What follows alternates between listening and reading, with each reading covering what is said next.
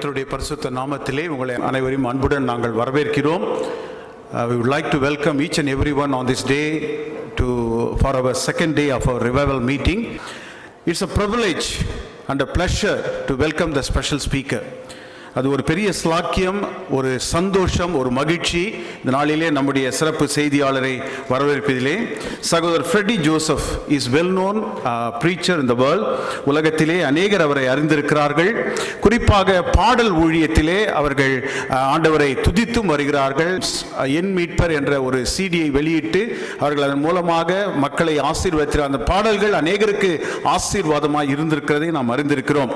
இந்த நாளிலும் அவர்கள் இரண்டாவது நாளிலே நம்முடைய பாரிஷுடைய குருசேகரத்தின் இரண்டாம் நாள் கூட்டத்திலும் அவர்கள் ஆண்டவருடைய செய்தி இந்த நாளிலே பகிர்ந்து கொள்ள அவர்களை நான் அன்போடு அழைக்கிறேன். கர்த்தர் தாமே அவரை வல்லமையாய் அபிஷேகித்து பயன்படுத்துவாராக. அன்பின் ஆண்டவர், அந்த மாலை வேளைக்காக நாங்கள் ஸ்தோத்திரிக்கிறோம். ஆண்டவர், உம்முடைய வார்த்தைக்காக இந்த நேரத்தில் உம்முடைய பாதப்படியில் வருகிறோம். நீர் பேசுகிற தேவன், எங்களோடு பேசியருளும். உம்முடைய வசனம் தெளிவுடன் அதிகாரத்துடன் அபிஷேகத்துடன் வந்து எங்கள் மத்தியில் ஒரு அற்புத கிரியை செய்யட்டும். இயேசு மூலம் பிதாவே. போல இந்த உலகிலே வேறொருவரும் இல்லையே. அம்மாவும் நீரே, என் அப்பாவும் நீரே, என் ஆத்மநேசர் நீரல்லோ. அம்மா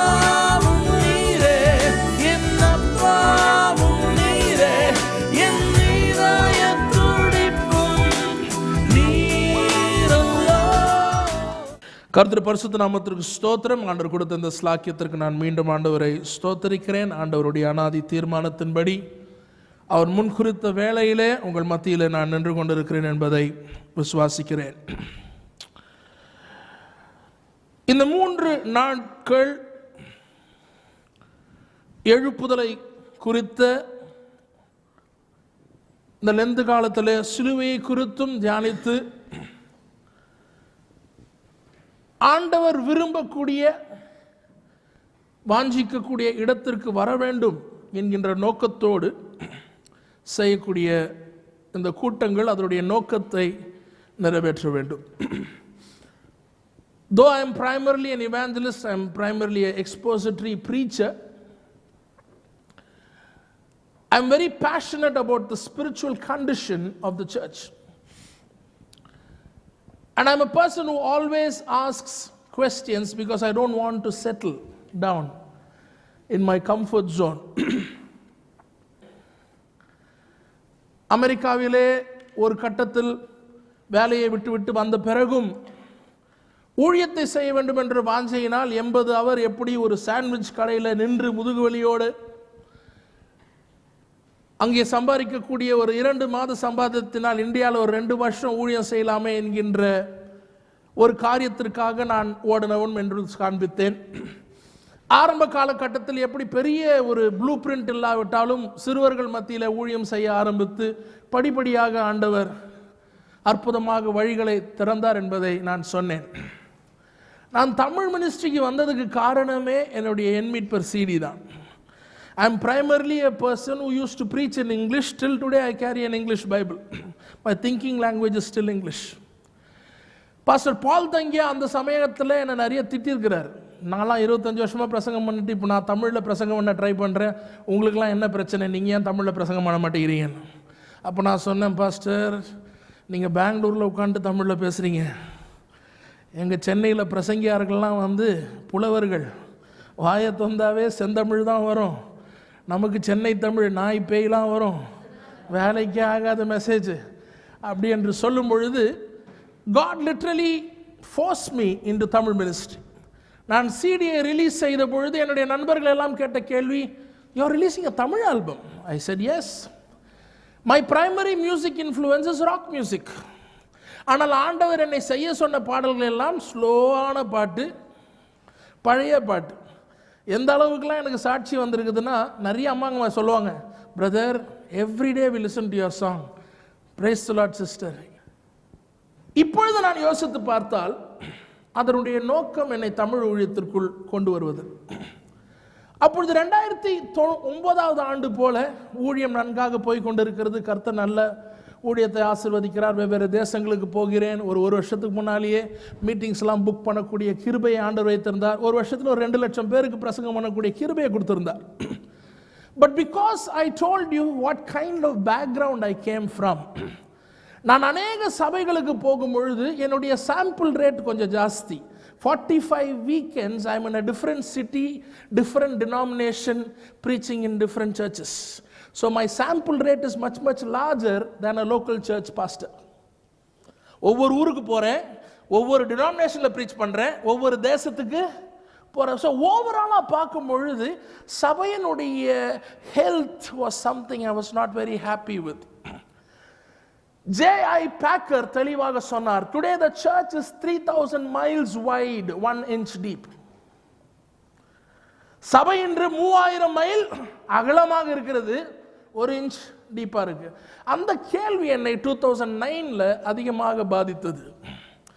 நீ இப்படியே ஒரு இவாஞ்சலிஸ்டாக, I am 41 years old, so 2009 I was 32 years. Very young age, preaching all over the world. By God's grace, I had the grace to preach with people who are 30-40 years older than me. The older generation somehow accepted me as a preacher. அப்படி இருந்தும் உள்ளுக்குள்ள ஒரு அங்கலாய்ப்பு, இதுதான் சபையா?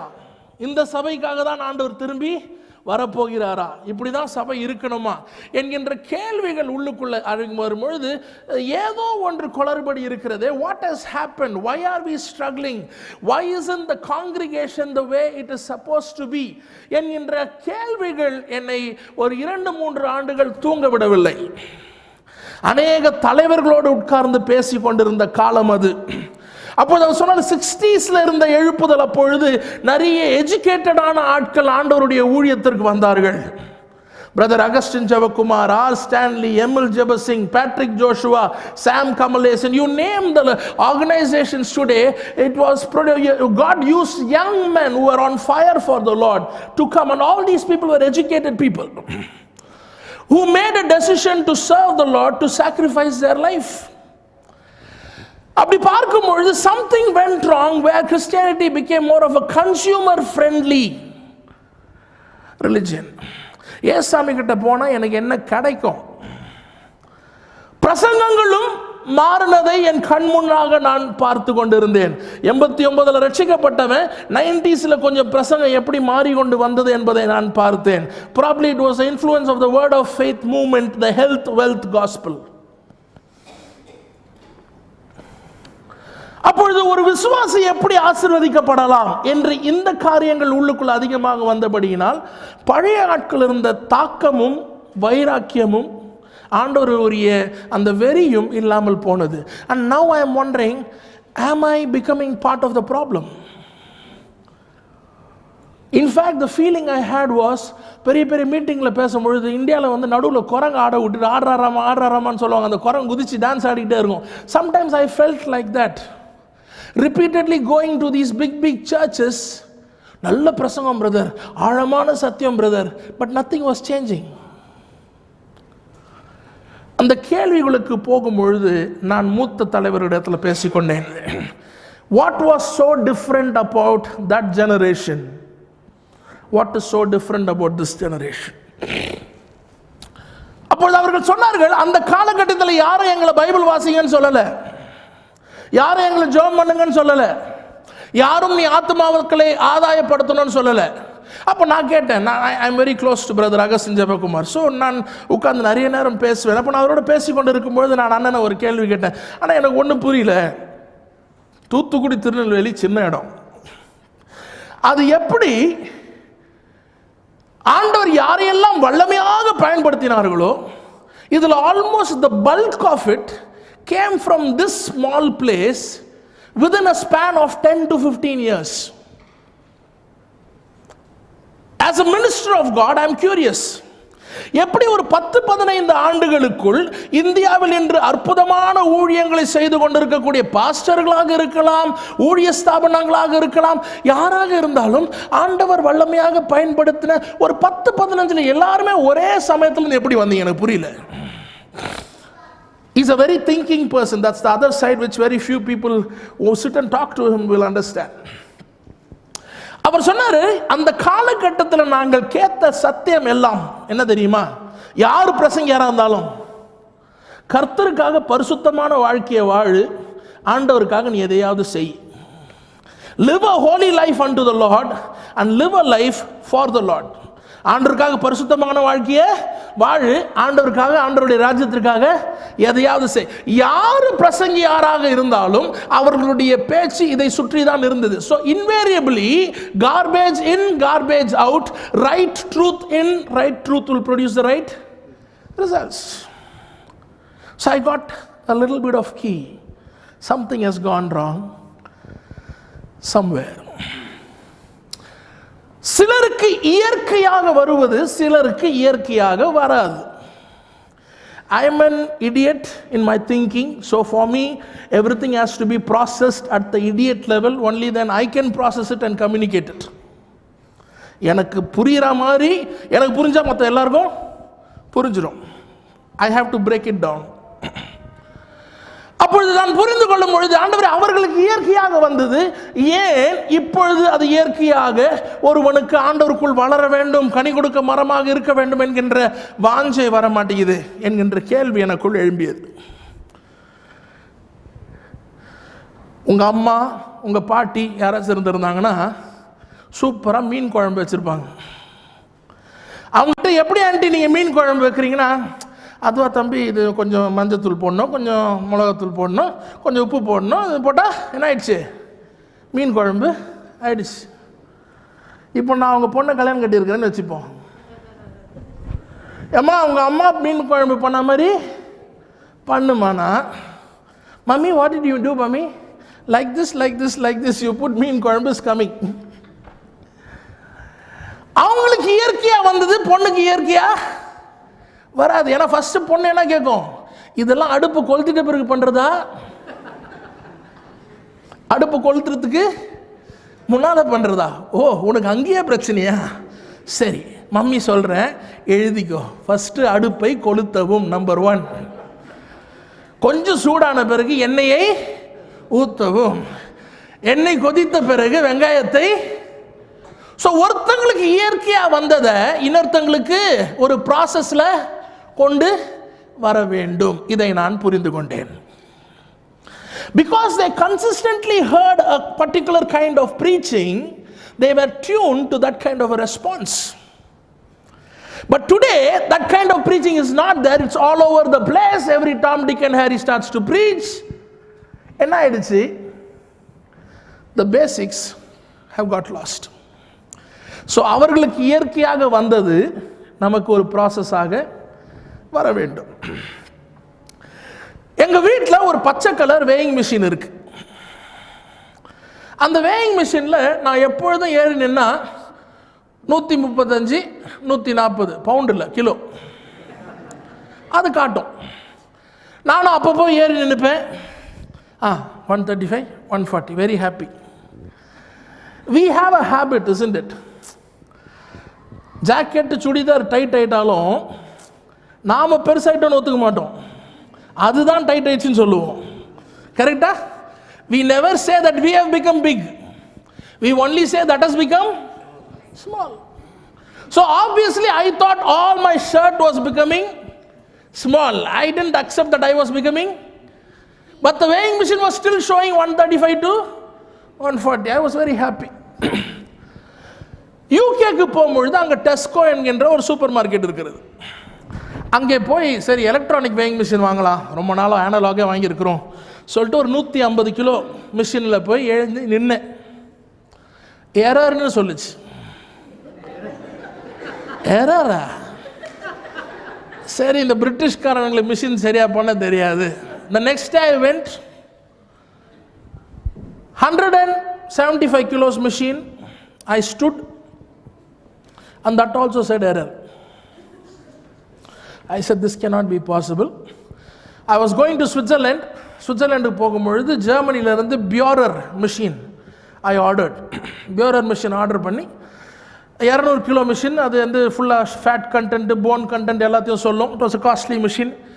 வாங்கிட்டு நான் சுவிட்சர்லாண்டில் தங்கியிருந்த வீட்டில் போயிட்டு அதை வச்சுட்டு ஏறி நின்று பார்த்தேன். 183 kilos. I was shocked. ஏன்னா நான் நினைச்சது எவ்வளோ? 135 to 140. This is almost like carrying 2 suitcases to America, 2 pieces, 23 kilos, 46 kilos. How did I gain 43 kilos extra? என்னால் நம்பவே முடியல. ஹார்ட் அட்டாக் வந்த மாதிரி இருந்துச்சு. திரும்பி ஏறின்னு பார்த்தேன் 183. I came back to India, searched for the green machine, stood on it, and it said 135. Among both this machine, which is the machine that I will like? That is the reality of our Christianity today. So my duty today is not to preach to you or at you, but to present the biblical scale. வேதத்தை பொறுத்த வரைக்கும் வேதத்தின் அளவுகோலை இன்று நான் சில காரியங்களை வைத்து பேச போகிறேன். நான் உங்கள்கிட்ட அதை டைரக்டாக பேசலை, நீங்கள் யாருன்னு நான் சொல்லலை. அதில் நின்று பார்க்கும்பொழுது நீங்கள் யார் என்பது உங்களுக்கு தெரிந்து கொள்வீர்கள். நான் வளரும் பொழுது எனக்கு சொல்லிக் கொடுத்தது கர்த்தருடைய வசனம் ஒரு கத்தியை போல, ஒரு தராசை போல, ஒரு அளவுகோலை போல, ஒரு கண்ணாடியை போல என்று சொல்லிக் கொடுத்தார்கள். ஸோ இன்று கர்த்தருடைய வார்த்தையிலிருந்து வசனம் நாம் எப்படி வாழ வேண்டும், எப்படி இருக்க வேண்டும், கர்த்தர் என்ன சொல்லுகிறார் என்பதை நான் சொல்ல போகிறேன். நீங்கள் 135 கிலோவா, 140 கிலோவா, 183 கிலோவா, இல்லைனா எரரா என்பதை நீங்கள் பார்த்து கொள்ளுங்கள். And after that we will take forward what God has in store for us. Amen. என்னோடு சேர்ந்து வாசிங்கள் அப்போஸ்தலர் நடபடிகள் 11வது அதிகாரம் 26வது வசனம். 26. அவர்கள் ஒரு வருஷ காலமாய் சபையோடே கூடியிருந்து அநேக ஜனங்களுக்கு உபதேசம் பண்ணினார்கள். முதல் அந்தியோகியாவிலே சீஷர்களுக்கு கிறிஸ்தவர்கள் என்கிற பேர் வழங்கிற்று. அப்போஸ்தலர் நடபடிகள் 2வது அதிகாரம் 42வது வசனம். 42. அவர்கள் அப்போஸ்தலருடைய உபதேசத்திலும் அந்யோன்யத்திலும் அப்பம் பிட்குதலிலும் ஜெபம் பண்ணுதலிலும் உறுதியாய் தரித்திருந்தார்கள். The disciples were first called Christians in Antioch. சீஷர்களை கிறிஸ்தவர்கள் என்று அந்தியோக்கா திருச்சபையிலே முதலாக அழைத்தார்கள். ஆதி சபையில கிறிஸ்துவோடு உறவு வைத்திருந்தவர்களுக்கு 3 விதமான பெயர்கள் பிரைமரியாக யூஸ் பண்ணப்பட்டது. ஒரு பெயர் விசுவாசிகள், the believers. ஒரு பெயர் சீஷர்கள், இன்னொரு பெயர் கிறிஸ்தவர்கள். ஆனால் சீஷர்களுக்கும் கிறிஸ்தவர்களுக்கும் it's a synonymous word used with each other. The disciples were called Christians. அப்பொழுது நீங்கள் கிறிஸ்தவன் என்றால் நீங்கள் சீஷன், நீங்கள் சீஷன் என்றால் நீங்கள் கிறிஸ்தவன். So believer, Christian, disciple, and the word disciple and Christian meant the same. கிறிஸ்துவுடையவன், கிறிஸ்துவை சார்ந்தவன். ஆனால் காலங்கள் மாற மாற இந்த டெஃபினேஷன் கொஞ்சம் கொஞ்சமாக மாறிக்கொண்டிருக்கிறது. 2018 பெயர் கிறிஸ்தவன் என்கின்றது கொஞ்சம் நடுவில் வந்துச்சு. நீங்க கிறிஸ்தவரா, பெயர் கிறிஸ்தவர், அது என்ன பெயர் கிறிஸ்தவன் தெரியல. But today 2018 you can be called a Christian in terms of a religion, but you need not even have a relationship with Jesus. 2018 ஒருவன் தன்னை கிறிஸ்தவன் என்று பெயரில் அழைத்துக் கொள்ளலாம், ஆனால் கிறிஸ்துவோடு ஒரு உறவு இருக்க வேண்டும் என்கின்ற அவசியம் கூட கிடையாது. So 2018 கிறிஸ்டியன் என்கின்ற டெஃபினிஷன் கொஞ்சம் அப்ஸ்ட்ராக்டா ஆனதுனால அந்த வார்த்தையை ஓரமாக வைத்து விடுவோம். ஏன்னா கிறிஸ்தவன் என்றால் சீஷன், சீஷன் என்றால் கிறிஸ்தவன். அப்பொழுது இன்று கிறிஸ்தவன் என்று சொல்லும் பொழுது கிளாரிட்டி இல்லாததுனால அந்த வார்த்தையை ஒதுக்கி வைத்து விட்டோம். The question will not be are you a Christian? We are going to leave that name apart. இன்னும் 2 பெயர்கள் பயன்படுத்தப்பட்டது, விசுவாசிகள், சீஷர்கள். A believer and a disciple. What was the difference between a believer and a disciple? விசுவாசி என்கிறவன் இயேசுவை விசுவாசிக்கிறவன். அவர் நாமத்தின் மேல் விசுவாசம் உள்ளவர்களாய் அவரை ஏற்றுக்கொண்டவர்கள் எத்தனை பேரோ அத்தனை பேரும் அவர் பிள்ளைகளாகும்படி அவர் அதிகாரத்தை கொடுத்தார். John 1:12. So if you believed him, if you received him, you became the child of God. That was something that you received through faith. You received because God gave it to you as a gift. You believed and you received it. ஆனால் சீஷன் என்று சொல்லும் பொழுது, a disciple என்று சொல்லும் பொழுது, not only a person who believes but a person who behaves. A disciple is somebody who not only believes but a person who behaves. விசுவாசிக்கிறவன் மாத்திரம் அல்ல, சீஷன் என்று சொல்லுகிறவன் விசுவாசிக்கிறதை வாழ்க்கையில் கடைபிடிக்கிறவன். இப்போ டெஃபினிஷன் கொஞ்சம் வித்தியாசமாகிறது. ஆண்டவர் சபைக்கு கட்டளையிட்டது, சேர்ந்து வாசியுங்கள், மத்தேயு எழுதின சுவிசேஷம் 28வது அதிகாரம் 19வது வசனம். Go then and make disciples of all the nations, baptizing them into the name of the Father, Son and the Holy Spirit, teaching them to observe everything that I have commanded you. சபைக்கு கொடுத்த அவர் great commission, சபைக்கு கொடுத்த பெரிய கட்டளை, உலகம் என்று சென்று சீஷர்களை உருவாக்குங்கள். Make disciples. அப்படி என்று சொல்லும் பொழுது, நான் ஒரு சீஷனை உருவாக்க வேண்டும் என்றால் ஒரு ப்ராசஸ்ல நான் எங்கேஜ் ஆக வேண்டும். நாளைக்கு காலையில் என்ன சாப்பாடு பண்ண போற, வீட்டில் பிரியாணி பண்ண போறீங்கன்னா பிரியாணின்னு சொன்ன உடனே வந்து இருந்துடாது. பிரியாணி செய்வதற்கு ஒரு ப்ராசஸ் இருக்குது. அதற்காக வெங்காயம், தக்காளி, எண்ணெய் எல்லாத்தையும் வாங்கி, கோழி வாங்கி செய்ய வேண்டிய விதத்தில் செஞ்சாதான் பிரியாணி வரும். Though I might want it immediately, it will not come. There is a process involved even to make a biryani. So Christ says make disciples, which means he's implying there is a process involved. I want you to engage in the process of making disciples. சீஷர்களை உருவாக்கக்கூடிய பணியில ஈடுபடுங்கள். அது ஈஸியாக வந்து விடாது. அந்த சீஷனை உருவாக்கி என்ன சொல்றாருன்னா, teaching them to observe everything that I have commanded you. உனக்கு நான் கட்டளையிட்ட யாவையும் அவர்கள் கடைபிடிக்கும்படிக்கு அவர்களுக்கு உபதேசத்தை சொல்லுங்களாம். So as a servant of God who has the mandate of Jesus Christ, I am supposed to engage in the process of making disciples, teaching them and seeing to that they fulfill what Christ has commanded. அப்பொழுது விசுவாசிக்க வைக்கிறது மாத்திரம் என்னுடைய வேலை இல்லை. ஊழியக்காரனா ஆண்டவன் அழைத்தது, எப்பா முதலாவது சுவிசேஷத்தை அறிவி, அவங்க விசுவாசிக்கணும். ஆனா விசுவாசிச்சா மாத்திரம் போதாது. 3.5 ஆண்டுகள் நான் உனக்கு உபதேசம் கொடுத்து, என்னுடைய வார்த்தையை கொடுத்து, கட்டளையை கீழ்ப்படியும்படி நிறைய காரியங்களை பேசி சொல்லி கொடுத்திருக்கேன்ல, அவர்கள் அதை கடைபிடிக்கும்படி நீங்க சொல்லி தரணும். So my responsibility is not just to preach the gospel and say, if you believe you shall see the glory of God. God is asking me to engage into a much more deeper process. He's saying engage in a process where you make them disciples and see to that they observe all that I've taught you. அப்பொழுது சீஷன் என்று சொல்லுகிறவன் இயேசுவை விசுவாசிக்கிறவன் மாத்திரம் அல்ல. இந்த இயேசுவை விசுவாசித்து அது என்னுடைய வாழ்க்கையை மாற்ற வேண்டும். என் வாழ்க்கையில மற்றவர்கள் இயேசுவை பார்க்க வேண்டும். என் வாழ்க்கையின் முறை அதை பாதிக்க வேண்டும்.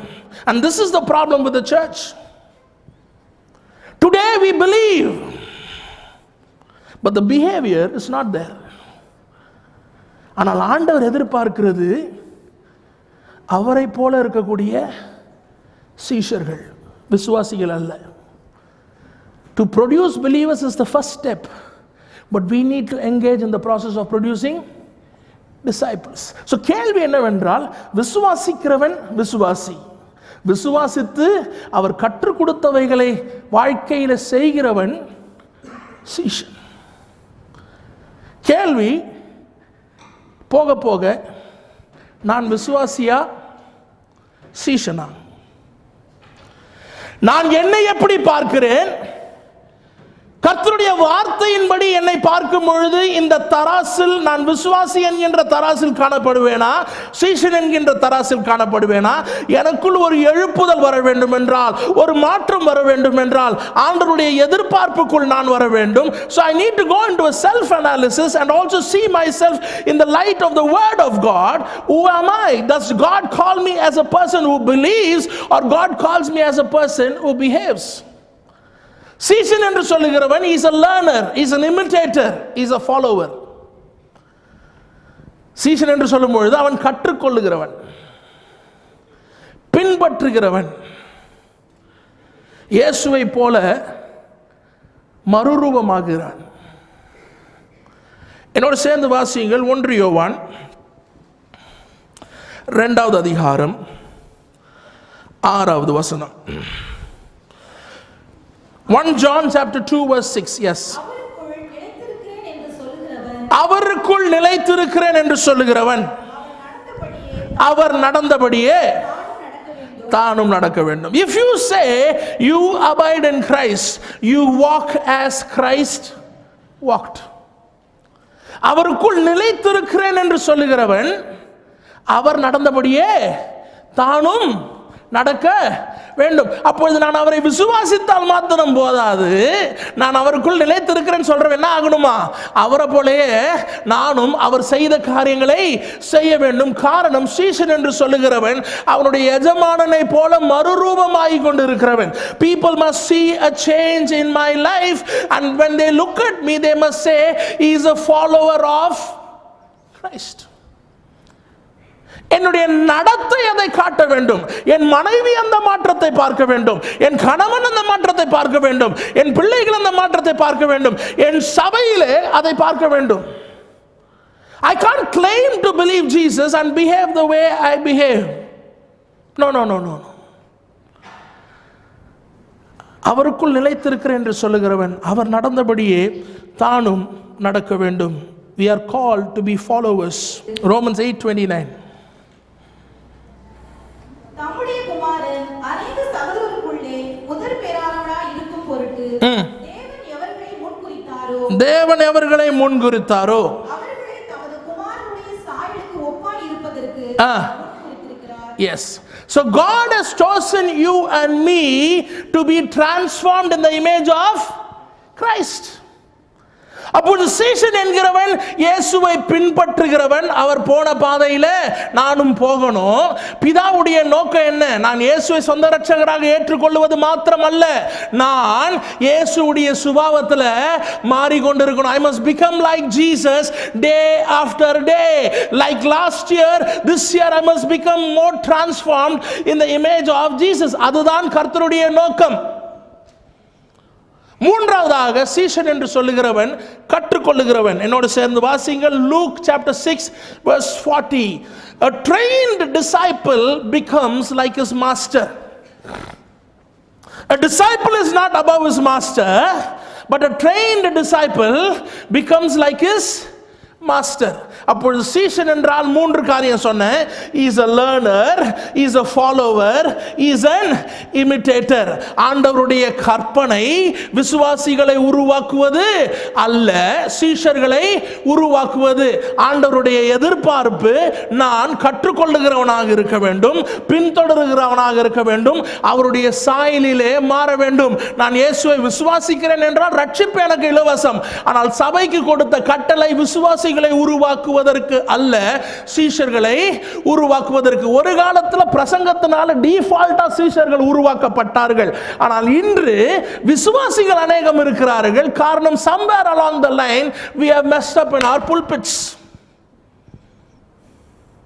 But the desire of Jesus, imagine நீங்க ஒரு ஹோட்டலுக்கு போறீங்க, மட்டன் பிரியாணி வேணும்னு கேட்குறீங்க, 2 இட்லி எத்தனை வந்து வைக்கிறான், கோவம் வருமா வராதா? நான் என்னத்தை கேட்டேன், நீ என்னத்தை? ஆண்டவர் சபையை பார்த்து அதான் கேட்க போறாரு. I told you guys to get into the process of making disciples, teaching them to observe. But what has happened? You have produced believers, entertained believers, spending all your resources to keep them where they are. வாழ்க்கையில் எந்த மாறுதலும் வரவில்லை. கற்றுக்கொள்ளுகிறவன் என்று சொல்லும் பொழுது நான் வேதத்தில் சொல்றேன், ஆதி திருச்சபையில அவர்கள் வாரந்தோறும் தினந்தோறும் அப்போஸ்தலருடைய உபதேசத்திலும் அப்பப்பிட்டுதலிலும் ஜெபத்திலும் உபவாசத்திலும் தரித்திருந்தார்களாம். So obviously their spiritual maturity was high because they were spending a lot of time in God's presence, God's word, in fellowship. Inniki one of the things we constantly keep hearing is, I am busy la, too busy la, busy la. But we have time to watch Big Boss.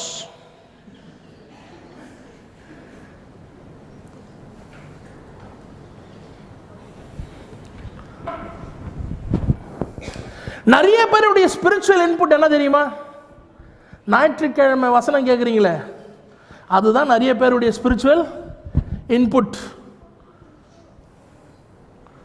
ஒரு நாள் தவறாம நான் சர்ச்சுக்கு போயிடுவேனே. எத்தனை வருஷமா? பிறந்ததுல இருந்து 60 வயசு ஆச்சு. ஒரு ஞாயிற்றுக்கிழமை கூட நான் மிஸ் பண்ணல தெரியுமா? Very good. I am going to give you some statistics. I don't know how long is your Sunday average service, but I'm taking an extreme example. T.D. Jakes is supposed to be considered a good preacher all over the world. வாரம் வாரம் T.D. Jakes உங்க சர்ச்சில் வந்து பிரசங்கம் பண்றார். அவர் தான் உங்களுக்கு பாஸ்டர்னு வச்சுப்போம். 1 hour பிரசங்கம் பண்றார், which is very rare in churches these days to preach for 1 hour. வருஷத்தில் 52 வாரம் இருக்கு. 4 வாரம் Christmas, new year, guest preacher அப்படி இப்படின்னு போயிடுச்சுன்னு வச்சுப்போம். ஜஸ்ட் ஃபார் கான்வர்சேஷன் சேக் 48 வாரம் இருக்கு. 48 வாரமும் யார் பிரசங்கம் பண்றா? Americas greatest preacher T.D. Jakes வந்து வாரம் வாரம் பிரசங்கம் பண்றாரு 48 வாரத்துக்கு. 48 weeks of 1 hour preaching is equal to 48 hours, which is equal to 2 days. So 365 நாளில் எவ்வளோ வசனம் உள்ள போயிருக்கு? பிக் பாஸ் எவ்வளோ நேரம் ஓடுது? சீரியல் எவ்வளோ நேரம் ஓடுது? நான் 60 வருஷமா சர்ச்சுக்கு வரேன் தெரியுமா? 120 நாள், 60 into 2. இன்று உலகத்தின் சத்தம் அதிகரித்து விட்டது. நிறைய இன்ஃபர்மேஷன் உள்ளுக்குள்ள வருது. மொபைல நோண்டுறோம், ஃபேஸ்புக்ல இருக்கிறோம், வாட்ஸ்அப்ல இருக்கிறோம். Lot of nonsense, garbage. The world is bumping in information into you. And what is your spiritual input? 2 days in a year. Most scholars and theologians agree that this is the most biblically illiterate generation. But this is the generation which has the maximum resources. ஒரு காலத்தில் திருநெல்வேலி தூத்துக்குடியில் உங்கள் பசங்க Bible வாசிக்கலன்னா அவங்களுக்கு breakfast கிடையாது, dinner கிடையாது, lunch கிடையாது. ஆனால் உங்கள் புள்ள உஷாரு, பைபிள் வாசிக்கிறான்னு சொல்லி நம்ம வாசிக்கலன்னா அவன் வாசிக்க மாட்டான். அப்பாவே வாசிக்கல, நம்ம எங்கே வாசிக்குதுன்னுவான். So you can't expect your children to do what you are not doing. So if you think coming to Sunday every Sunday morning and just listening to message that is enough for your spiritual input, I'm very sorry, sir. The early church celebrated on Sunday morning, but they studied the word, they spent time praying, they were in the presence of God through the week. You find time somehow. I don't know how you would do it. Everybody has 24 hours. If you are desperate, if you are hungry, you will find time. ஆதி திருச்சபையில் வாரந்தோறும் அவர்கள் கர்த்தருடைய பிரசன்னத்தில் இருந்தாங்க. ஞாயிற்றுக்கிழமை மாத்திரம் இல்லை. நம்ம பிடிச்சுக்கொண்ட மாடல் என்ன? Sunday morning. Sunday morning was meant for celebration. That was not meant for spiritually growing day by day and equipping the people. Today the model we have followed is Sunday morning. இந்த தமிழ்நாட்டில் எத்தனை service நடக்குதுப்பா Sunday morning? எத்தனை ஆயிரம் பேர் வராங்கப்பா? 5,000 people come, 6 services happen. What are they hearing? Sunday morning service to me is like gathering of an assembly in the school. LKG to 12th standard, all the children come. Jana Gana Managadi, whatever you say, India is my country, all Indians are brothers, flag hoisting happens, prize distribution happens, everybody is very happy. But the actual teaching happens in the classroom. In the classroom, you are not expecting laser lights, you are not expecting smoke, you are not expecting your teacher to do rap and teach you all that. Nothing happens. If you don't listen, duster will come on your head. Pastor, you are very boring la. When you preach, there is nothing la. It must be more interesting la. A plus B, the whole square na best bear, Pastor. Pora pogla, I think that will become like that. Pastor will have to wrap the message. John 3:16, this is what it says. I don't know where we are heading. As I said, I'm just presenting the scale.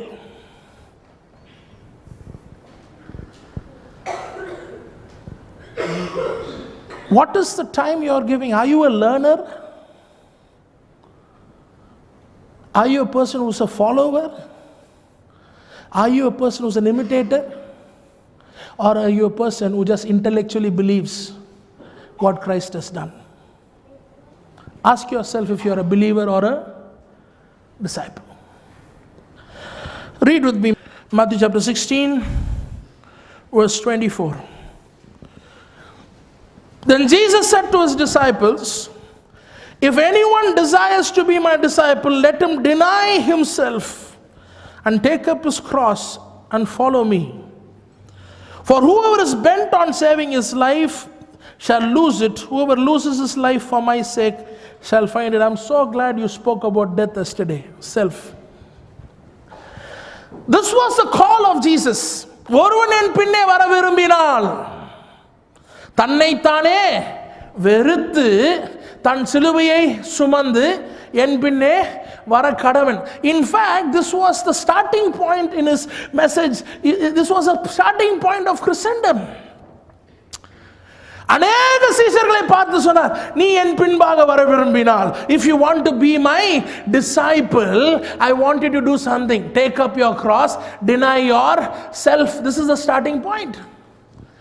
புரிந்து கொள்ளுங்கள், he did not speak about it after he went to the cross. He spoke about it before he went to the cross. சிலுவை famous ஆனது எப்போ? ஏசாமி சிலுவையில் அறையப்பட்ட பிறகு. அறையப்பட்டு உயிர்த்தெழுந்து இதை பேசல, உயிரோட இருக்கிற சிலுவைக்கு போறதுக்கு முன்னால இதை பேசுறாரு. அப்படின்னா கேட்கிறவங்களுக்கு சிலுவையை குறித்து ஏதோ ஒரு ஐடியா இருந்திருக்கணும். அதனால தான் போக போக வசனம் சொல்லுது, many no longer followed him.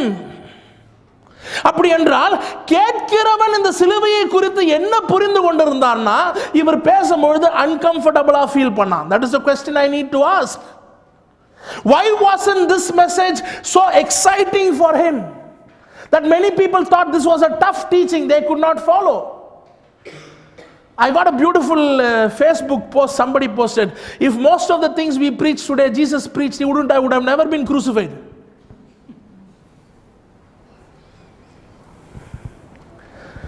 வீட்டில் போய் கூகுள் பண்ணி குரூசிஃபிக்ஷன் போய் பாருங்க. விக்கிபீடியாவில் பியூட்டிஃபுல்லான எக்ஸ்பிளனேஷன் போட்டிருக்கான். குரூசிஃபிக்ஷன்னா என்ன, யார் மூலமாக ஆரம்பிக்கப்பட்டது, ரோமர்கள் இதை எப்படி பயன்படுத்தினார்கள். Romans did not invent crucifixion. They used it to the maximum. ஒருத்தனை சாவடிக்கணும்னா தலையை வெட்டி சாவடிக்கிறது ஈஸி, தூக்கு போட்டால் 5 நிமிஷத்தில் செத்துருவான். But Romans ஏன் இதை பயன்படுத்தினார்கள் என்றால், they were ruling different provinces. They wanted the crime rate to be very low. நீங்க துபாயில் போய் கதவை திறந்து வச்சிருந்தா கூட, காரில் ஒரு லேப்டாப் ஓப்பனாக வச்சிருந்தா கூட எவன் கார் பக்கத்தில் கூட வரமாட்டான். Because the punishment is so severe. So Romans kept the punishment so severe and in such a cruel way that nobody would want to commit a mistake. சிலுவை மரணம் என்பது, contrary to how you see Jesus with a small veshti tied up in the cross, people were hanging on the cross naked. அம்மனமாக நிர்வாணமாக ஒரு மனிதனை சிலுவையில் அறைந்து விடுவார்கள். You want to cover your nakedness, you can't cover your nakedness. சில நேரத்தில் 2 நாட்கள் உயிரோடு இருந்தவர்கள் உண்டு, 5 நாட்கள் உயிரோடு இருந்தவர்கள் உண்டு, 1 வாரம் உயிரோடு இருந்தவர்களும் உண்டு. It depends upon your shoulder strength to pull your body weight. Lungs puncture ஆகி suffocation ஆகி அவர்கள் மரித்து போனது உண்டு. நடுவில் excuse me can I go to the toilet, போயிட்டு வந்துடுறேன், நான் கழட்டி விட்டுருங்க, போயிட்டு வந்து திருப்பி மாட்டிக்கிறேன்னு சொல்ல முடியாது. So basically you urinated, you passed motion, you were naked on the cross in a place where people could openly see you. வசனத்தை வாசித்தால் தெளிவாக தெரியும். அவ்வழியாய் போனவர்கள் இயேசுவை பார்த்து நிந்தித்தார்கள் வசனம் சொல்லுது. அவ்வழியாய் போனவர்கள். So imagine people have seen this. அதை பார்த்தவர்களிடத்தில் சொல்றாரு, நீ என் பின்னால வந்தீனா உனக்கு கார் கொடுப்பேன், என் பின்னால் வந்தால் உனக்கு புது வீடு கிடைக்கும், என் பின்னால் வந்தால் உன் சம்பளம் உயரும், என் பின்னால் வந்தால் உனக்கு ப்ரொமோஷன் கிடைக்கும். இதெல்லாம் சொல்லலை. என் பின்னால் வரணுமா? உன்னை நீ வெறுத்து உன் சிலுவையை சுமந்து என் பெண்ணே வா, அப்போ தான் வர முடியும். If you don't deny yourself, you cannot follow. The primary problem is when you provide a message or when you preach a message that encourages someone to only believe, he believes that Jesus died for him on the cross. But he doesn't understand that Jesus is also asking me to carry the cross and follow him. எனக்காக சிலுவையில் அவர் போயிட்டாரியா, ஆனா சிலுவைக்கு போனவர் என்ன சொல்லுகிறார்? நீ வர வேண்டும் என்றால் உன் சுயத்தை வெறுத்து உன் சிலுவையை சுமந்து வர வேண்டும். என் சுயத்தை வெறுக்க வேண்டும் என்றால் ஆண்டவரே என்னுடைய அஜெண்டா இல்ல, ஆண்டவரே என்னுடைய ஆசாபாசங்கள் இல்ல, ஆண்டவரே நீ உனக்கு சொந்தம் அல்லவே, மீட்கப்பட்ட பாவி நீ உனக்கு சொந்தம் அல்லவே. பாட்டு மாத்திரம் பாடுறோம்ல. அப்பொழுது ஆண்டவர் என்ன சொல்றாரு? அது எப்படி உனக்கு சர்ச்சுக்குள்ள வந்தா ஒரு பெருமை வருது, வேலைக்குள்ள போனா ஒரு பெருமை வருது, குடும்பத்துக்குள்ள போனா ஒரு பெருமை வருது. அப்ப உன்ன சுயம் சாகலம் தான அர்த்தம். ஆனா ஆரம்ப கட்டமே என்ன? உன்னுடைய சுயம் சிலுவையில் அறையப்பட வேண்டும். Your self has to be crucified, where I start to live in you and you are dead. No longer I that live, but Christ who liveth in me. That is the starting point of Christendom. அப்போ நான் என்னை கேட்க வேண்டும், ஆண்டவரே நான் நிற்கிறேனே, புல்பிட்டில் நிற்கிறேனே, என்னை யாராவது பெருமையாக சில காரியங்களை சொன்னால் என்னுடைய சுயம் அதை ஃபீட் பண்ணுதா, இல்லை என்றால் மகிமையை உமக்கு தருகிறது? ஆண்டவரே, Lord, what are you in my life? Pride, anger, என் சுபாவம் என்னை பற்றி உனக்கு தெரியாது. எங்கேருந்து சார் வந்துச்சு? ஒருவன் என் பின்னே வர விரும்பினால் தன்னைத்தான் வெறுத்து. See, hate yourself, deny yourself. We want to hear a gospel that is pleasing to the ears. And I'm going to share some passages which will make you uncomfortable, but I'll go there anyways. Luke chapter 14, verse 25. Now huge crowds were going along with Jesus, and he turned and said to them, if anyone comes to me and does not hate his father and mother, his wife and children, brothers and sisters, even his own life, he cannot be my disciple. Whoever does not persevere and carry his own cross and come after me cannot be my disciple. Luke chapter 14, verse 33. So then any of you who does not forsake all that he has cannot be my disciple. Tough passages, isn't it? உன் தாயோ தகப்பனையோ என்னை காட்டிலும் நேசித்தால் நீ எனக்கு பாத்திரன் அல்ல. சகோதரியோ சகோதரனை என்னை காட்டிலும் நேசித்தால் நீ எனக்கு பாத்திரன் அல்ல. உனக்கு உண்டானவைகள் எல்லாவற்றையும் நீ வெறுக்காவிட்டால் எனக்கு பாத்திரன் அல்ல. Does God have me having money? No. God doesn't have a problem with me having money, but God has a problem with money having me. Does God have a problem with me falling in love with people, loving people? No. God has a problem when those people become an idol in my life and replace him. என்னை காட்டில நீ வேற யாரையும் நேசிக்க கூடாதுப்பா. ஏன்னா நீ முழுமையா என்ன நேசிச்சாதான் நான் உனக்கு கொடுக்கக்கூடிய அன்பு உன்னால் அவர்களை நேசிக்க வைக்க முடியும். If you don't receive the love that I have for you, you cannot love other people. So if you have to love other people, you have to receive the love that I have for you. So ஆண்டவர் சொல்கிறார், ஒருவன் பின்னே வர விரும்பினால் தன்னை வெறுத்து சிலுவையை சுமந்து வர கடவன். If you love anybody else, anything else more than me, you are not worthy of me. You cannot be my உண்டானவைகள் எல்லாவற்றையும் வெறுக்காவிட்டால் you cannot be my disciple. These are what I call it BP passages. Maybe Jesus was having blood pressure that day. That's why he spoke like this. My husband also suddenly he will speak like this in the night, but in the morning he'll become okay. So these are passages we very comfortably leave it because we are very uncomfortable. Now some of you are asking this question, brother, ஆண்டவர் என்ன சொல்றாரு? வருத்தப்பட்டு பாரம் சுமக்கிறவர்களே என்னண்டே வாருங்கள், நான் உங்களுக்கு இளைப்பாறுதல் தருவேன். என் அண்டை வருகிறவனை ஒரு பொழுதும் தள்ளுவது இல்லை, உன்னை வாளாக்காமல் தலையாக்குவேன். நீ கடன் வாங்க மாட்டாய், கடன் கொடுப்பாய். அமுக்கி குலுக்கி ஆட்டி எல்லாம் மடியில வந்து இதெல்லாம் ஆண்டவர் சொல்லியிருக்கிறார் பிரதர். அப்போ ஏன் பிரதர் திடீர்னு இது மாதிரி பேசுறாரு? Correct? I have 3 children. Obviously all of you who have babies, children, you'll understand. Even if you are Aishwarya Rai, when you give birth to a baby, every 2 hours you have to wake up and nurse the baby, which means you will lose your sleep for many months. And no matter how clean and how nail polish your pedicure, manicure, whatever is, when the baby goes kaka, you have to wash the kaka. You have to wipe the kaka. I will not touch all this, you can't say. After that your life becomes milk booty, 1 bag, diaper, always carrying it along. You never know when this fellow takes off, when he will start crying, when he starts, suddenly he'll go susu. What was that? Something hot that is coming, hot is coming, susu. Do you have any expectation on the baby? The fellow throws all the tantrum and he look at you and any expectation? Imagine your 10-year-old baby does all that to you. Dada, tell I got little susu in your... Correct? 10-year-old says, Mummy, I'm feeling hungry. I've kept something on the table, go eat it. 15-year-old, I'm feeling hungry. I've kept something in the fridge, go heat it. First eat it, now go heat it. 20 years, 25 years. Other people are working, you follow always sitting in the house playing PlayStation. Dandam, urpadi.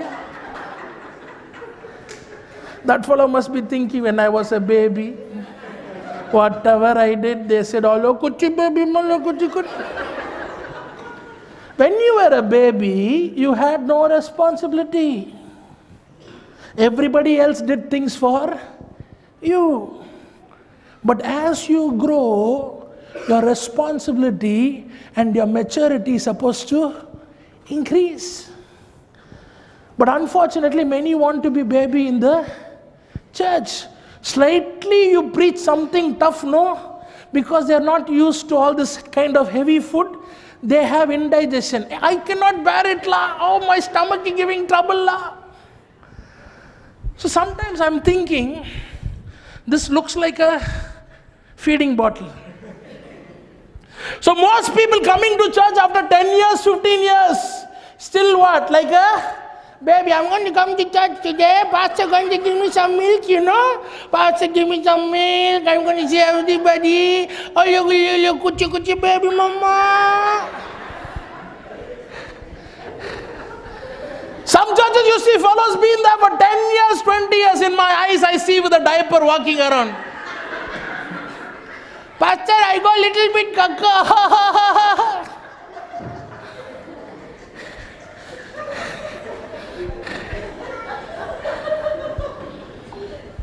We are having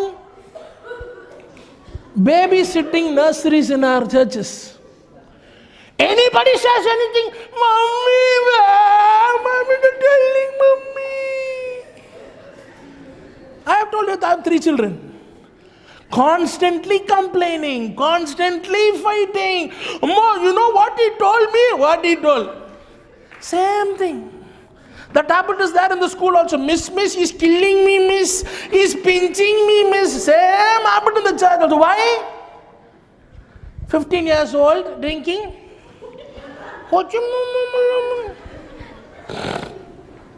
Do you believe in Jesus? Yes. Hallelujah. Do you behave like Jesus? No,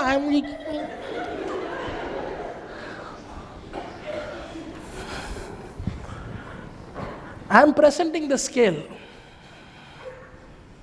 Do you see 135? Or do you see 183? The scale shocked me, and I've lost 17 kilos after that.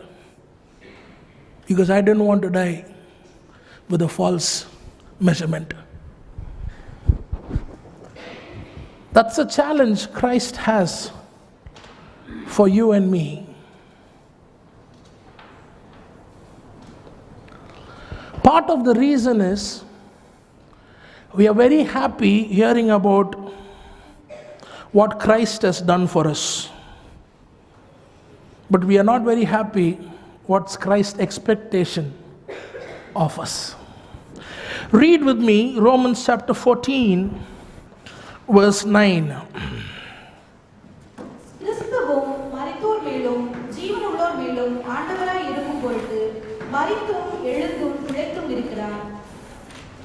For this end Christ died and rose and lived again, that he might be the Lord of both the dead and the living. Romans chapter 14, verse 7.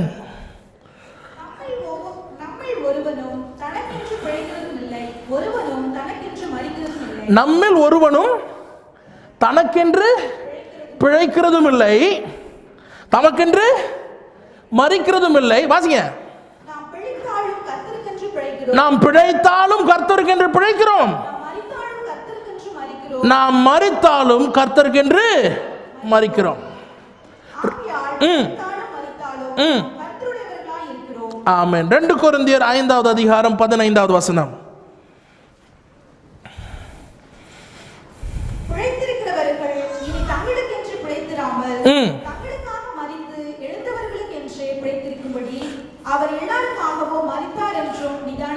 And he died for all, that those who live should live no longer for themselves, but for him who died for them and rose again.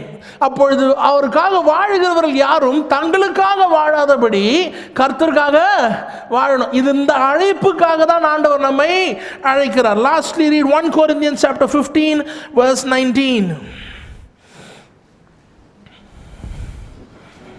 இம்மைக்காக மாத்திரம் நாம் கிறிஸ்துவின் மேல் நம்பிக்கையுள்ளவர்களாய் இருந்தால் எல்லா மனுஷரை பார்க்கிலும் பரிதபிக்கப்படத்தக்கவர்களாய் இருப்போம். இதுதாங்க beauty.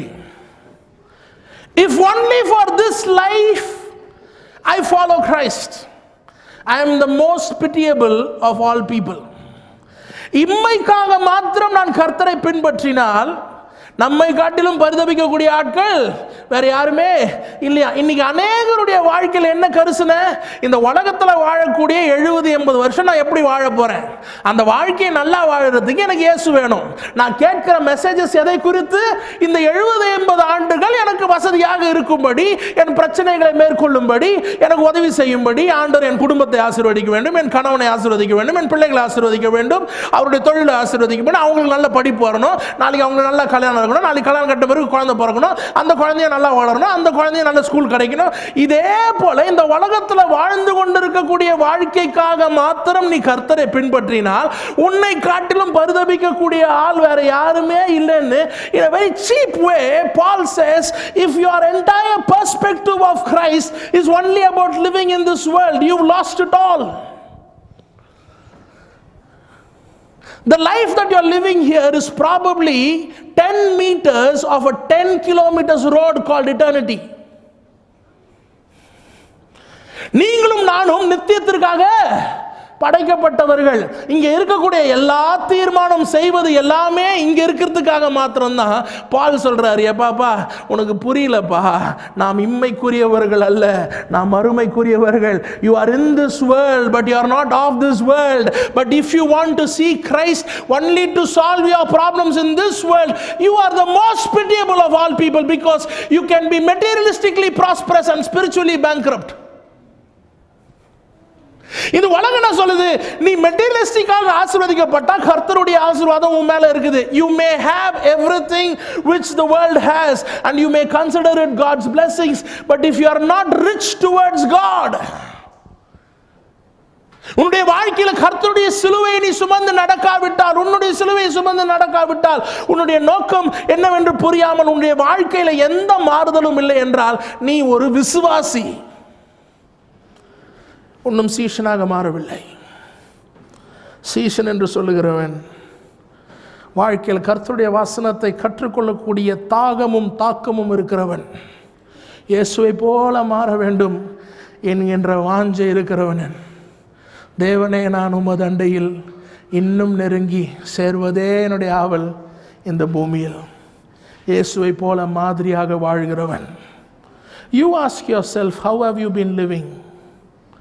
Have you made an intellectual choice to believe in Jesus? Yes, the finished work of Christ. ஆனால் அதற்காக அழைக்கவில்லை. You and I are supposed to become like Jesus. அவருடைய சாயலிலே மாற வேண்டும். சபையில் எத்தனையோ ஆண்டுகளாக இருக்கிறோம். அத்தனை ஆண்டுகளுக்கு ஏற்ற வளர்ச்சி இருக்கிறதா? என்னுடைய கணிப்பில் ஃப்ரெடி ஜோசஃபுடைய தியாலஜி இது. எனக்கு என்னைக்காச்சும் ஒரு நாள் அதுக்கு PhD கொடுக்கலாம். But I told you, I am an idiot, I have to understand it in that process. என்னை பொறுத்த வரைக்கும் சபையில் 3 விதமான ஆட்கள் இருக்கிறார்கள். முதலாவது நான் அழைக்கிறது அஞ்சப்பர் கிறிஸ்தவர்கள். என்ன கிறிஸ்தவர்கள்? அஞ்சப்பர் கிறிஸ்தவர்கள். அஞ்சப்பரா? ஆன்டி கரெக்டாக கேட்டீங்க. அஞ்சப்பர்னா ஹோட்டலில் சாப்பிட்றோம் அந்த அஞ்சப்பர் கிடையாது. ஜான் சாப்டர் 6 5 அப்போ 2 மீன், அந்த அஞ்சப்பர் கிறிஸ்தவர்கள். இந்த முதல் கூட்டம் என்னன்னா, ஃபர்ஸ்ட் நாள் வசனம் கேட்கணும்னு வருது, தலைவர் பசையாக இருக்கிறாங்களேன்னு சாப்பாடு போட்டு அனுப்புகிறாரு. ஆனால் மறுநாள் சாப்பாடு சாப்பிட்ணுன்னே வரானுங்க. ஏன்னா வீட்டுக்கு போனோன்னே டிஸ்கஷன், நேற்று நல்லா இருந்துச்சுல மீட்டிங், ஆமாம்மா சாப்பாடு நல்லா இருந்துச்சுல, ஆமாம் ஆண்டி இன்றைக்கி என்ன பண்ணுறீங்க? நான் ஒன்றும் பண்ணல, வா மீட்டிங் போன மாதிரியே இருக்கும், சாப்பாடு சாப்பிட்ட மாதிரியே இருக்கும். யாராவது நல்ல சாப்பாடு எடுத்துகிட்டு வரணும், ஜோம் பண்ணலாம், அப்போ தான் ஜீசஸ் ஜோம் பண்ணி அதை மல்டிப்ளை கொடுப்பாரு, நம்மளுக்கு புஃபே சாப்பிட்டுட்டு வரலாம், மீட்டிங்கும் போகலாம். சாப்பிட்டுட்டோம். பார்த்தா நேத்தோட இன்னைக்கு கூட்டம் ஜாஸ்தி. நம்ம என்ன பண்ணிருப்போம்? நேத்து போட்ட 5 அப்போ 2 மீனுக்கு இவ்வளவு கூட்டமா, இன்னைக்கு அடிடா ஆட்ட பிரியாணி போடுறா, நாளைக்கு இன்னும் கூட்டம் வரும். This is how we have started thinking. How can I increase the crowd? சாமி பார்த்து சொல்றாரு, நேத்து நீங்களாம் வசனம் கேட்க வந்தீங்க, இன்னைக்கு சாப்பாடு சாப்பிட வந்திருக்கிறீங்க. The intention that you came today is wrong. சாப்பாடு போட மாட்டேனே அனுப்பிச்சு விட்டார்.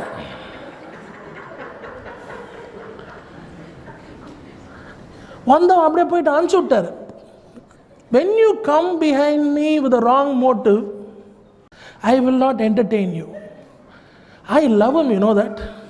He had the guts to disappoint a crowd without compromising. ஏன்னா அவருடைய தியாலஜி என்ன தெரியுமா? கம்முனா கம்மு, கம்முனாட்டி கோ.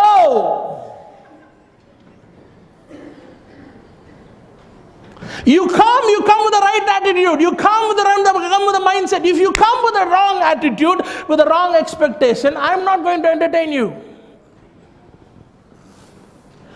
Many no longer followed him, and I am wondering, the greatest preacher ever that walked the word himself, breaking himself, was not able to retain the crowd because that was not his primary motive. இன்று எல்லாரையும் accommodate பண்ணோம்னு என்ன ஆயிடுச்சு? 15 வருஷமா பால் குடிச்சிட்டு உட்கார்ந்துருக்கிறோம்னா accommodate பண்ணிருக்கணும். It's time we showed the mirror and say, boss, you are 20-year-old still wearing a diaper and dancing around. That's the truth. என்ன பொறுத்த வரைக்கும், as I said, my sample rate is large. I have traveled left, right and center. என்னை பொறுத்த வரைக்கும் 90லிருந்து 95% சபையில் இருக்கக்கூடிய கூட்டம் எந்த கூட்டம்? அஞ்சப்பர் கிறிஸ்தவர்கள். இயேசு பின்னால போனா எனக்கு என்ன கிடைக்கும்? அதிகமான ஊழியங்களும் இந்த கூட்டத்துக்கு கேட்டர் பண்ணக்கூடிய ஊழியம்தான். I am part of the preachers group which has catered to this group. I will not say no, because this group has a lot of crowd, it also has a lot of money. So இன்று கூட்டமும் அஞ்சப்பர் கூட்டம் தான் ஜாஸ்தி, அஞ்சப்பருக்கு ஊழியம் பண்ற ஆட்களும் தான் ஜாஸ்தி. ஏன்னா இவருடைய தேவையை பார்த்துட்டே இருக்கணும். The beauty is all of us start off at that point. ஏதோ ஒரு தேவை இருக்குது, ஏசாமி கிட்ட வரேன், ஏசாமி அந்த தேவையை தொட்டுட்டார். எல்லாரும் அந்த கட்டத்தில் தான் வருகிறோம். ஆனால் அதே கட்டத்தில் மரித்து போகக்கூடாது. ரெண்டாவது ஒரு கேட்டகரி இருக்கு. இதற்கு நான் வைத்திருக்கிற பெயர் ஆட்டோ டிரைவர் கிறிஸ்தவர்கள். இந்தியாவுக்கு வந்தீங்கன்னா சென்னை சென்ட்ரலில் இறங்கிட்டு அண்ணா நகருக்கு போகணும் அப்படின்னு சொன்னீங்கன்னா ஆட்டோ டிரைவர்னா சொல்லுவான், சார் 200 ரூபாய் சார் அப்படின்னுவான். 200 ரூபாய். அண்ணா நகரில் இறங்கும்போது சொல்லுவான், சார் ரொம்ப தூரம் பள்ளமாக இருந்துச்சு ரோடு, இப்போ நான் தனியாக வேற போகணும், கொஞ்சம் பேசுனதுக்கு மேலே எக்ஸ்ட்ரா போட்டு தாங்க சார்னு கேட்பான். அவன் பிச்சை கேட்கல, நான் கஷ்டப்பட்டு வந்திருக்கிறேன், செஞ்ச வேலைக்கு கொஞ்சம் எக்ஸ்ட்ராவாக கூட தாங்க. இந்த ரெண்டாவது கூட்டம் ஆட்டோ டிரைவர் கூட்டம். இந்த கூட்டம் யார் தெரியுமா? John, James, Peter, Andrew, Matthew. இவங்களாம் யாருன்னா சொந்த படகுகளை விட்டு விட்டு, இன்கம் டேக்ஸ் ஆஃபீஸர் வேலையை விட்டு விட்டு, ஆண்டவரே நாங்கள் ஃபர்ஸ்ட் கூட்டம் மாதிரி இல்லை, என்ன கிடைக்கும்னு பின்னால் வரல, நாங்கள்லாம் உமக்காக ஊழியம் செய்கிறவர்கள், உமக்காக உண்மையாக இருக்கிறவர்கள், நாங்கள் சில சாக்ரிஃபைஸ்லாம் பண்ணியிருக்கிறோம். ஆனால் உள்ளுக்குள்ளே எங்களுக்கு ஒரு ஆசை இருக்குது, நான் கொஞ்சம் ரைட் ஹேண்டில் உட்காந்துக்கிறேன், என் தம்பி கொஞ்சம் லெஃப்ட் ஹேண்டில் உட்காந்துப்பான், எங்கள் அம்மா வந்து கொஞ்சம் ரெக்கமெண்ட் பண்ணுவாங்க, ஒரு எம்எல்ஏ சீட்டு, ஒரு எம்பி சீட்டு, ஒரு committee seat. There is a hidden agenda. Yes, I have made sacrifices, but I have hidden expectation that I will be treated specially. Yes, சாமி சொல்றாரு, டே நீங்க இந்த மாதிரிலாம் யோசிக்க கூடாதா, the son of man came to serve, not to be. 3 வருஷம் உட்கார்ந்து அதுங்களோட உபதேசம் கொடுத்து கொடுத்து கொடுத்து கொடுத்து நான் எதுக்காக வந்தேன் தெரியுமா? இதுக்காக தான் வந்தேன், நீனும் அதுக்காக இருக்கணும், பிதா என்னை அனுப்பியதை போல நானும் உன்னை அனுப்புகிறேன். 3 வருஷம் அவர்களை புடமிடுகிறார். I told you no, learning. இதுதான் சொல்றாரு, teaching them all that I have commanded you so that they will observe that. So for 3.5 years he is constantly teaching into their life. மூன்றாவது கேட்டகரி, அவர்களை நான் அதிரடி கிறிஸ்தவர்கள் என்று அழைக்கிறேன். முதலாவது அஞ்சப்பர், ரெண்டாவது ஆட்டோ டிரைவர், மூன்றாவது அதிரடி. சால் டு பால். நீர் யார் ஆண்டவரே, நான் என்ன செய்யணும் அது மாத்திரம் சொல்லுங்க. என் அப்போஸ்தலர் என்று அழைப்பார்களா? ஐ டோன்ட் கேர். எனக்கு பின்னால் ஒரு கூட்டம் வருமா? I don't care. Paul International Ministries என்று அழைக்கப்படுவேனா? ஐ டோன்ட் கேர். என்ன செய்யணும்னு மாத்திரம் சொல்லுங்க, நான் உமக்காக செய்வேன் ஆண்டவரே என்று ஓடக்கூடிய ஒரு ஓட்டம். இந்த ரெண்டாவது கூட்டம் 3 வருஷம் கழிச்சு அவர்களும் பவுலை போல ஓட ஆரம்பித்தார்கள். All of us start off with the first group, but eventually we need to move. A disciple is not above his master, but with training he becomes like his. பக்கத்தில் இருக்கிற ஆளை பார்த்து சொல்லுங்க, 3 கூட்டத்தை சொன்னாரு. பக்கத்தில் இருக்கிற ஆளை பார்த்து சொல்லுங்களேன், 3 கூட்டத்தை சொன்னாரு. பக்கத்தில் இருக்கிற ஆளை பார்த்து சொல்லுங்க, 3 கூட்டத்தை சொன்னாரு. அஞ்சப்பர், ஆட்டோ டிரைவர், அதிரடி. இந்த 3ல் நீங்க எந்த குரூப்பு? வாயை திறந்து சொல்ல வேணாம், மைண்டுக்குள்ளே இருக்கட்டும்.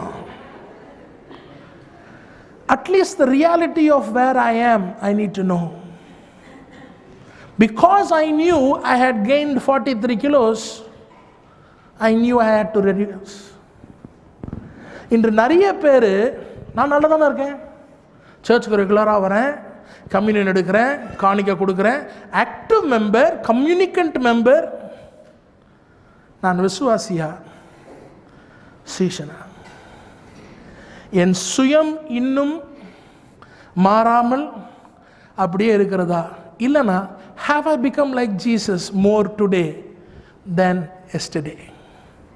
என்னை சுற்றிலும் இருப்பவர்கள் இயேசுவை என்னுள் காண முடிகிறதா?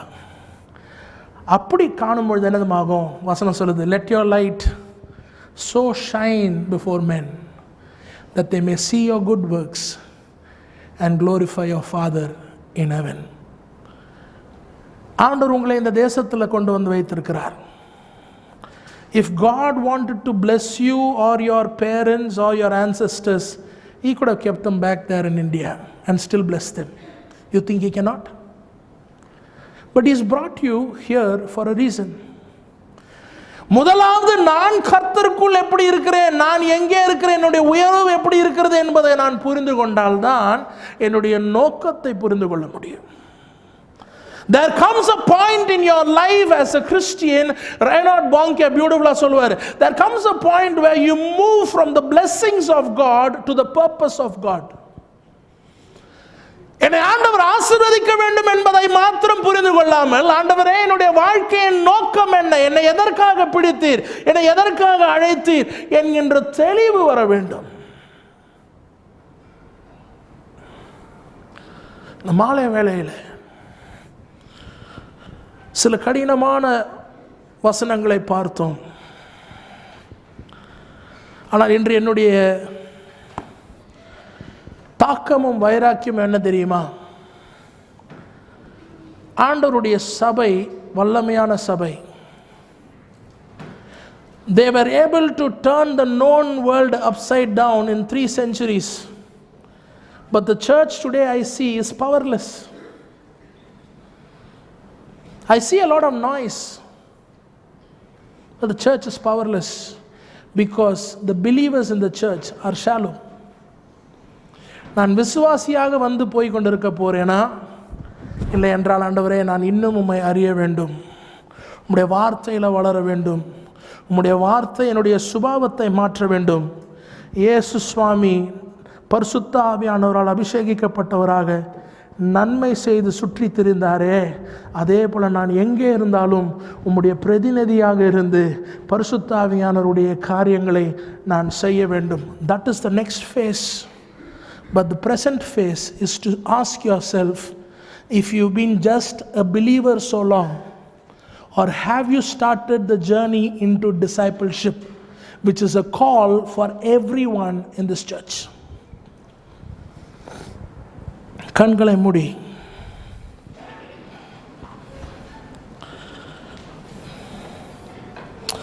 ஆண்டவருடைய சமூகத்தில், அப்பா நான் சுயநலவாதியாக இருக்கிறேனா, என்னுடைய வாழ்க்கை உமக்கு சமர்ப்பிக்கப்பட்ட வாழ்க்கையாக இருக்கிறதா, நான் விசுவாசியாக வாழ்கிறேனா, சீஷனாக வாழ்க்கையில் மாற்றத்தை மாறுகிறேனா, இன்னும் முதிர்ச்சியற்ற நிலைமையிலே ஒரு குழந்தையை போல இருக்கிறேனா?